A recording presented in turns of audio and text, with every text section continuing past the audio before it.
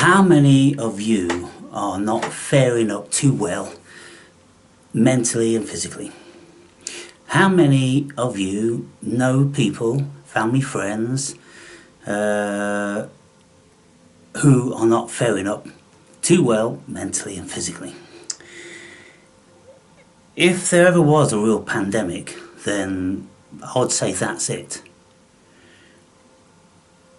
There's so many people that are suffering in some sort of shape or form. So I'm often speaking about my sister these days because now our relationship has been repatriated. We go through stages. She's not doing the greatest, and she's still in the game, working 50, sometimes 60 hours a week, she says, absolutely exhausted to do anything else, but got a decent sized mortgage and stuff to pay for. And I'm like, you're in the wrong game. And then she says to me, yeah, well, when I've paid off the mortgage, then I'll have X, and then I can go and buy a caravan on the coast, and I can give my sons this and that. Okay, that's how you make it. That's how you make it, people. I spent my money a long time ago. At one stage, I had £300,000 cash, and I just travelled the world spending it. It took me 14 years to spend, living all over the world, having a fantastic time. And when I was spending it, I knew that I'd never work again. But I could do that because I came from one of the richest countries on the planet who have a facility for people like me who need assistance. And there's certain assistance that you can get. It's tiered, of course, and so, you know. But I decided that I would do that. I would choose to live in a government building, government money, and not be eating in restaurants and high flying and owning my own car and going on all these holidays and all that stuff. I'd done it all. I'd exhausted myself. And so by the time I finished, and of course I imploded mentally due to the enormous amount of stress that I was under, living in a third world country, fighting for my life almost every single day with all the vultures and vampires all around me. Well, I've just been glad of the rest, and exchanging a little bit of wealth and a little bit of power and that sort of thing for enlightenment, people. Enlightenment and a holistic health, feeling absolutely fantastic every single day, never having to be anywhere, do anything, and having no stress, and goodness me, running my own businesses, globetrotting around the world. I was super stressed, to the point, you know, whereby my ego imploded and I almost got myself killed. You know, I had a massive amount of energy, and so I was always on the go, always pushing it, you know, living that sort of fast life, which those of you who've bought my book, you would have read about. And so now I've chose this life, and I made the best decision I could have ever made, having done all that wonderful stuff. Now I can just relax and enjoy a whole bunch of other wonderful stuff. Just playing my guitar, learning to sing, and nature walks, and spending time with my friends out in the garden. Just beautiful things like that. Educating myself, reading books, meditating, going to the gym and cycling, and all those wonderful things, people. It's a world apart from getting up every single morning, going out, chasing paper. And maybe you have to take medication to keep you doing that. You don't have time for the gym, you don't have energy for the gym, and your life is being stolen, people. And you know, I'm always being quite facetious about this sort of thing, calling everybody slaves and laughing and mocking at you guys when I'm living like a king. I'm living like an absolute king. And I know somebody that's been diagnosed as not fit for work because of stuff here. And I'm telling you, the things he tells me, what he's got and how he lives, is fucking incredible. It's millionaire stuff, people. When we've got the time to do whatever we want to do and enough money to be able to do it, it's millionaire stuff. But, this is the benefit of one of the most affluent countries on the planet. And most certainly a country with the best national health. I mean, America doesn't even have a national fucking health. What's America got? It's got nothing. It's just abject poverty and just demeans everybody and offers them nothing. And the medical industry is just an extortion racket. Goodness me, the land of the free. Every single one of those motherfuckers is a fucking prisoner. And a fucking slave muppet. Hello, fellow Americans.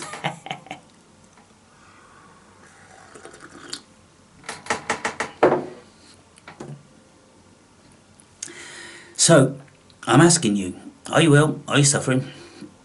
And if you are, have you ever tried seriously to do anything about it? If it's stress that's causing you to have alopecia and psoriasis and bags under your eyes and short temper and all different sorts of issues. When we have stress, people, stress is a killer. It's the biggest killer. It's the biggest killer. And over years, it will take years of your life. And if you just think like, we've got to work, I've got the mortgage, I've got the kids, and this, that, and the other, well, there's other ways. There really is other ways. Anyway, you'll work that one out. But what I'm saying here is, when my sister comes around and tells me that she's, working towards her nest egg, and I'm like, well, along with fucking billions of other people, but most don't get there. And what of this big nest egg?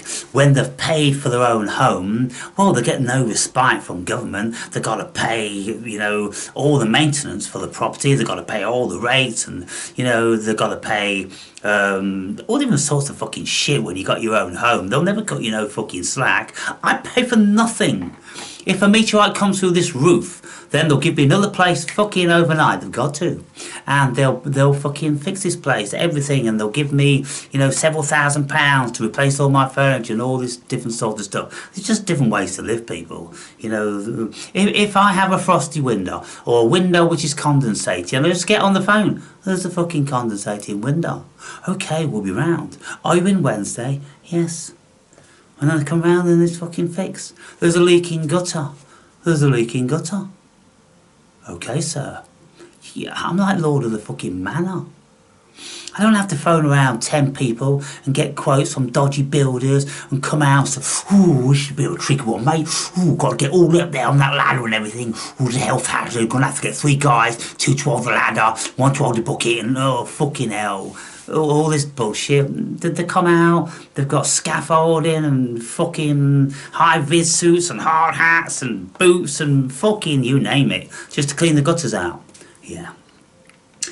So, people, I know lots of you are suffering mentally and physically, and, it's a curse, isn't it? It's a human curse.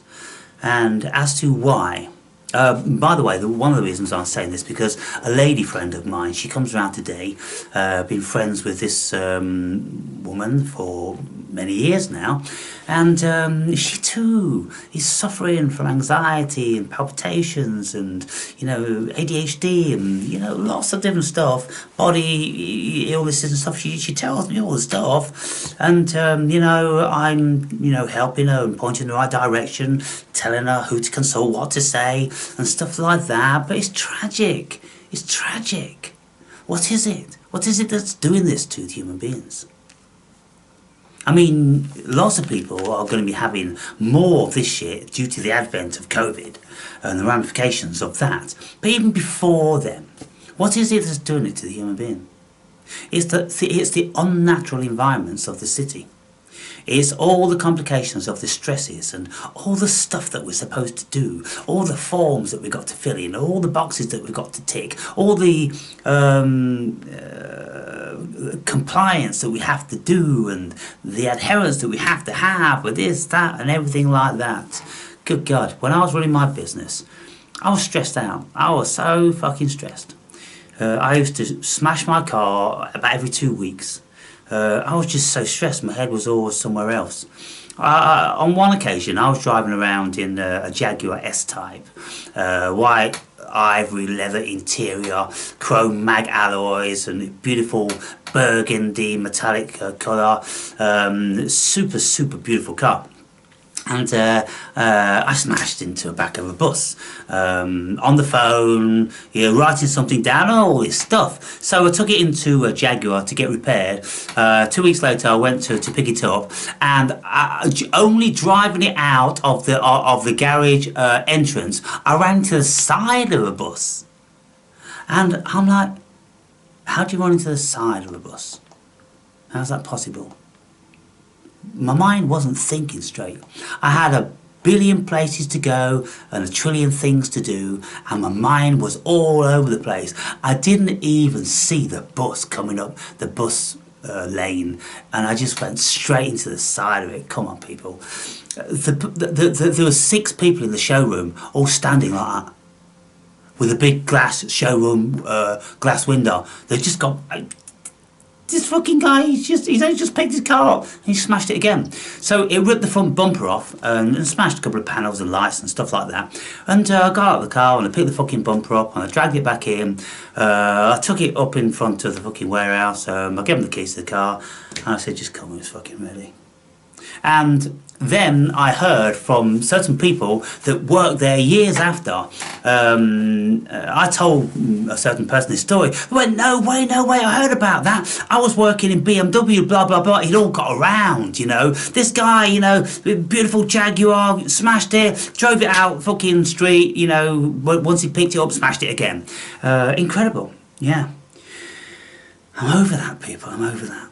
And I'm much more healthy for it. And so, you know, gone are the days where I'm offering remedies for your health, meditation, exercise, diet, and how you live, your environment. Yeah, I live in the country. I live in a relatively quiet village. Outside my windows on all sides is trees and birds and squirrels, and it is soothing to the soul, people. And if you don't have that facility, then you might just want to reflect on fucking doing something about it. But many people won't, they just don't. And I've paved my path, I've paved my way, I've created my reality, because I realised many years ago that we create our own reality.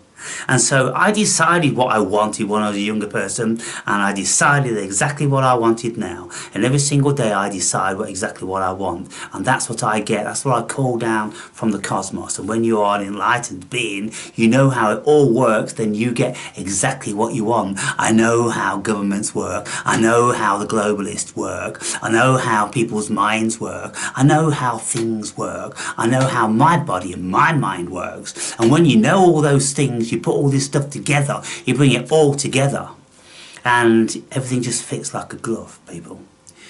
So yeah, people ill all over the place. And if I was just to mention 2 of my brothers, one of them, the patient, some of you remember, my younger brother, I haven't seen him in years, massively overweight, lived in one crappy little flat, nasty little flat in a nasty area.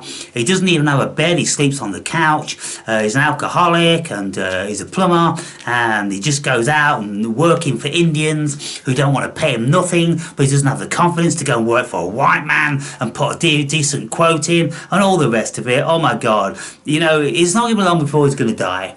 You know, heart attack or whatever. And he's been like that for 40 years. 40 years. He's only ever had one girlfriend. Then another brother, 2 years older than me. And alopecia, psoriasis, and super stress, and, you know, nothing's ever going right, and the whole world's shit, and all that sort of stuff. And I'm like, I've never seen the world like that. I've never considered the world to be shit and the hellhole. I've always considered the world to be whatever you make it. The world is your oyster. It really is. This dimension is literally that. It's what you project onto it. What you want from it. What you ask from it. What you take from it. If you go around saying this is shit and that's shit and everything's shit and I can't do this and that, then you won't. And it will be. We create our own reality, people. Anyway, I'm looking at the computer because I'm just about to upload another video. And this one, you've doubtless already seen it. It says a very serious look into assisted dying. This is a very serious video, people. And you might want to have a watch of that if you haven't seen it already. Because, you know, health and, you know, illnesses and all that being a theme of late, well, bring all these things together. And so, what's this video about? You just ask yourself some questions. Am I suffering? Am I ill? Am I negative? Could my life be better? What about my circumstances? Could I change them? Could I do this? Could I do that? Could I live like Aaron? Just ask the questions, people. And if you're serious, maybe you get some of the answers.